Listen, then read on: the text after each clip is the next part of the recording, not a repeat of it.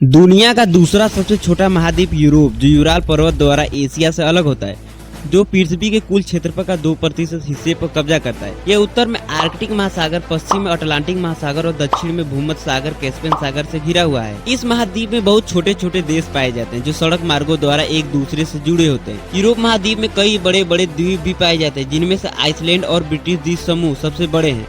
Australia से बड़ा होने के बावजूद ये यूरेशिया का एक छोटा सा हिस्सा है। फिर भी बहुत सारी विचारधाराएं और दुनिया को उभारने में यूरोप का बहुत योगदान है। एरोस नाम का इस्तेमाल सबसे पहले प्राचीन यूनानियों ने अपने सबसे ऊपरी प्रांत को प्रदर्शित करने के लिए किया था। प्राचीन ग्रीक पौराणिक कथाओं में यूरोपा एक फोनिशियन राजकुमारी थी।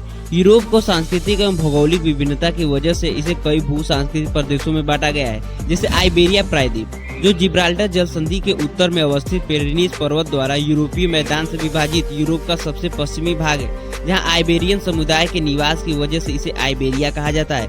इस क्षेत्र में यूरोप के 2 देश अवस्थित हैं, स्पेन और पुर्तगाल। यहाँ उत्तरी सीमा पर प्राचीन कैंटेब्रियन पर्वत की अवस्थिति है, जहाँ बिलबाओ नामक स्थान से लौह अयस्क का उत्पादन किया जाता है, और दक्षिणी सिरे पर सियरा मोरेना एवं सियरा नेवादा जैसे पर्वत तंत्र हैं। वही उत्तर एवं दक्षिण में अवस्थित पर्वत तंत्रों के मध्य का पठारी क्षेत्र स्पेनिश मेसाटा कहलाता है, जहाँ राजधानी नगर मैड्रिड की अवस्थिति है। और अगला है पश्चिमी यूरोप। इसे भौगोलिक दशाओं के आधार पर 2 भागों में बांटा गया है, उत्तरी यूरोपीय मैदान और अल्प्स पर्वत तंत्र का क्षेत्र। उत्तरी यूरोपीय मैदान का विस्तार फ्रांस से लेकर पोलैंड तक है, जहां फ्रांस की मध्यवर्ती पठार मैसिव अवस्थित है, और इस पठार के उत्तर में गेरोना, लायर एवं सीन जैसी नदियां प्रवाहित होती हैं। और फ्रांस की राजधानी पेरिस सीन नदी तट पर अवस्थित है, जो पर्यटन के साथ साथ लग्जरी एवं कॉस्मेटिक जैसी वस्तुओं का उत्पादन करता है। और रोन नदी घाटी अंगूर एवं सेब का उत्पादन करता है, जिसमें शराब आधारित उद्योग का अत्यधिक विकास हुआ।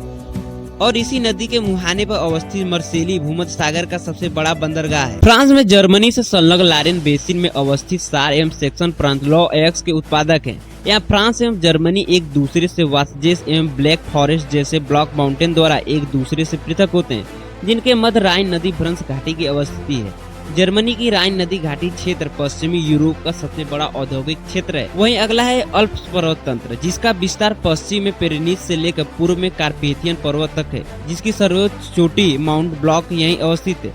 वहीं फ्रांस एवं स्विट्जरलैंड के मध्य जूरा पर्वत की अवस्थिति है, जहां स्विट्जरलैंड एक पर्वतीय देश है। यह देश पर्यटन के साथ साथ अंतर्राष्ट्रीय स्तर पर घड़ियों के उत्पादन एवं निर्यात के लिए प्रसिद्ध है। स्विट्जरलैंड के मुख्य नगर जेनेवा, जूरिक एवं बर्न हैं। और अगला यूरोप को स्कैंडिनेवियन देशों में विभाजित किया जाता है, जिसमें आइसलैंड, नॉर्वे, स्वीडन एवं डेनमार्क आते हैं, जिसमें फिनलैंड को मिलाने पर यह देश फिनो स्कैंडिनेवियन कहलाता है। आर्कटिक वृत्त पे अवस्थित आइसलैंड एक ज्वालामुखी हॉट स्पॉट है, जिसकी राजधानी रेकजाविक आर्कटिक वृत्त पे अवस्थित दुनिया की एकमात्र राजधानी है। वही जर्मनी के उत्तर में कील नहर से विभाजित जटलैंड प्रायद्वीप पर अवस्थित डेनमार्क की अर्थव्यवस्था पशुपालन एवं दुग्ध उत्पादन पर आधारित है। इसे सहकारिता विकास की वजह से कोऑपरेटिव कंट्री भी कहते हैं। डेनमार्क अपने ऊर्जा की आपूर्ति 100% घास फूस को जलाकर प्राप्त करता है। सभी नार्डिक देश किसी न किसी रूप में 100% क्लीन एनर्जी का उत्पादन करते हैं, इसलिए यह वर्ल्ड हैप्पीनेस रिपोर्ट में दुनिया के सर्वोच्च पायदान पर रहते हैं। विकसित अर्थव्यवस्था वाले यह देश उच्च प्रति व्यक्ति आय, उच्च जीवन स्तर की श्रेणी में आते हैं। पूर्वी यूरोपीय मैदान एवं स्टेपी घास भूमि।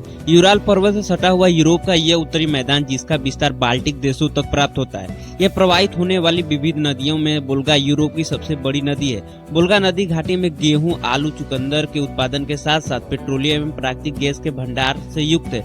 यह नदी अपना जल कैस्पियन सागर में विसर्जित करती है। साइबेरिया। रसिया एक अंतर महाद्वीपीय देश है, जिसका यूराल पर्वत से पार का पूर्वी हिस्सा साइबेरिया के नाम से जाना जाता है, जहां आबे, यांसी तथा लीन जैसी नदियां प्रवाहित होती हैं तथा आर्कटिक महासागर में जल विसर्जित करती हैं। इस क्षेत्र में दुनिया का सबसे बड़ा टैगा वन पाया जाता है। वहीं साइबेरिया के पूर्वी हिस्से में अवस्थित बर्कोयान दुनिया का सबसे ठंडा स्थल है, जबकि साइबेरिया के दक्षिण में अवस्थित बैकाल झील दुनिया की सबसे गहरी झील। यूरोप की जलवायु की बात करें तो यूरोप मुख्यतः शीतोष्ण जलवायु क्षेत्र में से है।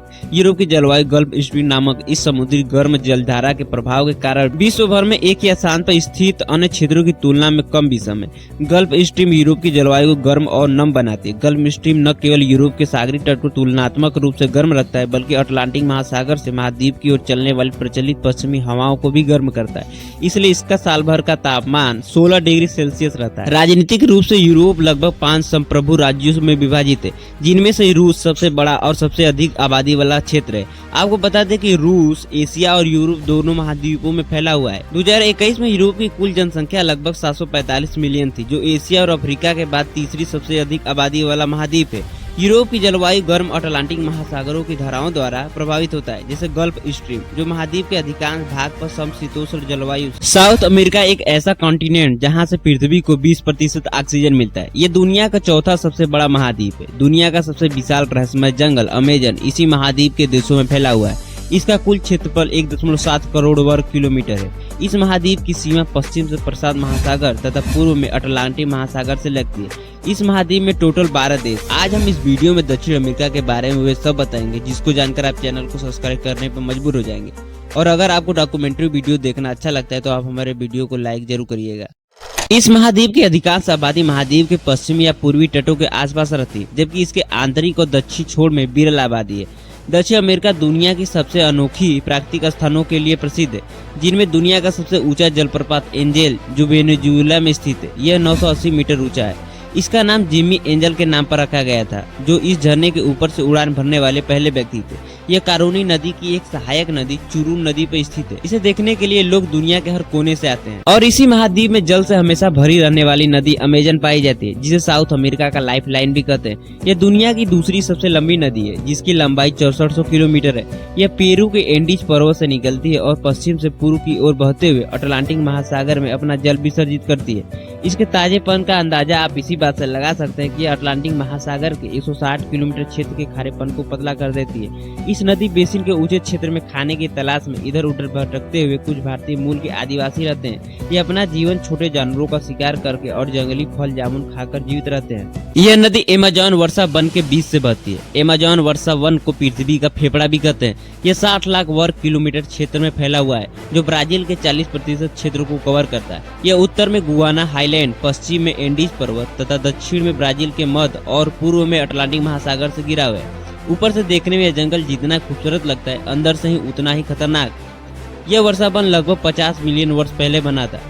पहले यह बर्फ की चादरों में ढका हुआ था। जब पृथ्वी का तापमान धीरे धीरे बढ़ने लगा, तब यह हरा भरा होने लगा। खाने वाली पिराना मछली भी पाई जाती है, जो लगभग हर साल यहाँ आने वाले लोगों को मार डालती है। इतना खतरनाक होने के बाद भी यहाँ पर कई प्रकार के जनजाति लोग रहते हैं। लाखों लोगों का घर होने के साथ साथ वर्षा वन कार्बन सिंक के रूप में एक महत्वपूर्ण भूमिका निभाते हैं। और उस कटिबंधीय वर्षा वन हमारे स्थलीय जीवमंडल में कार्बन का 1/4 हिस्सा संग्रहित करते हैं और पृथ्वी की जलवायु को संतुलित रखने में मदद करते हैं। नए पेड़ों की वृद्धि हवा से कार्बन को भी अवशोषित करती है। एंडीज पर्वत श्रृंखला दुनिया की सबसे लंबी महाद्वीपीय पर्वत श्रृंखला है, जो दक्षिण अमेरिका के पश्चिमी किनारे पर एक उच्च भूमि बनाती है। यह श्रृंखला 8900 किलोमीटर लंबी है और 200 से 700 किलोमीटर चौड़ी, और इसकी औसत ऊंचाई लगभग 4000 मीटर है। एंडीज दक्षिण से उत्तर तक 7 दक्षिणी अमेरिकी देशों Argentina, Chile, Bolivia, Peru, Ecuador, Colombia और वेनेजुएला से होकर फैली हुई है। पृथ्वी पर सबसे शुष्क स्थान अटाकामा डिजर्ट, जो आपको पृथ्वी पर मंगल की सतह जैसा दिखेगा, जो दुनिया का सबसे शुष्क मरुस्थल है, जो दक्षिण अमेरिका में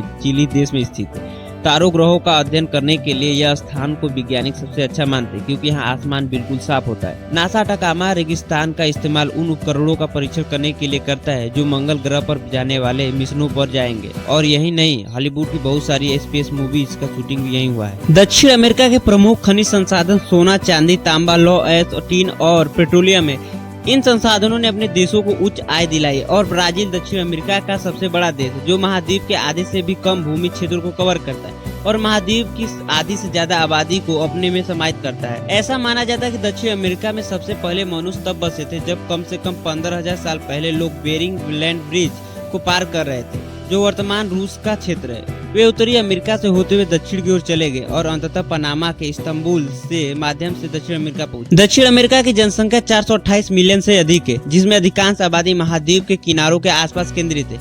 एक और उष्णकटिबंधीय जंगलों, अटाकामा डिजर्ट और पेटागोनिया के बर्फीले हिस्से जैसे कई विरल आबादी क्षेत्र है। दूसरी ओर महाद्वीप उच्च जनसंख्या घनत्व वाले क्षेत्रों जैसे महान शहरी केंद्रों को प्रस्तुत करती है। आबादी यूरोपीय अफ्रीकियों के वंशज द्वारा बनाई गई है। मिस्टिजोस प्रजाति के लोगों की जनसंख्या ज्यादा है, जो लगभग 5 मिलियन एशियाई लोगों की आबादी है, ज्यादातर पूर्वी एशियाई, विशेष रूप से ब्राजील, पेरू और अर्जेंटीना में।